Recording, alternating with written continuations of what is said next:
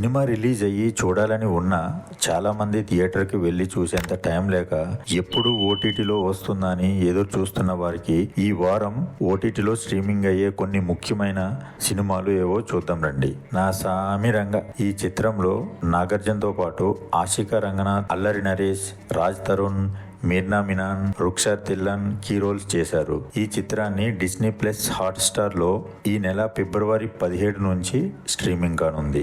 భామ కలాపం 2 సీనియర్ నటి ప్రియమణి ప్రధాన పాత్ర పోషించిన భామ కలాపం 2 చిత్రం నేరుగా ఆహా ఓటీ ప్లాట్ఫామ్ లోకి వచ్చేసింది. ఈ మూవీ ఫిబ్రవరి 16వ తేదీ నుంచి ఆహాలో స్ట్రీమింగ్ అవుతుంది.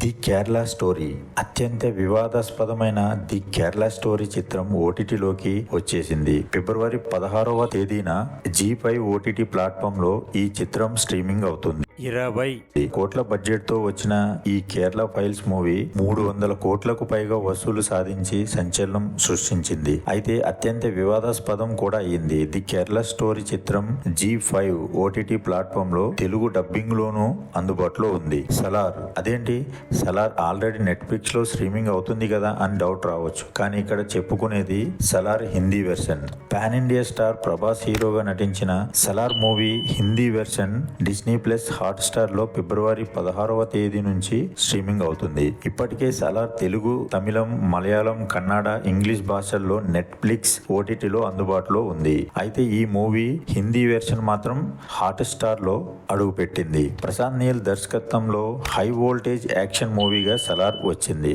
ఇవి కాకుండా ఇంకా కొన్ని సినిమాల వివరాలు చూడండి. నెట్ఫ్లిక్స్ డంకీ ఇప్పటికే స్ట్రీమింగ్ అవుతుంది.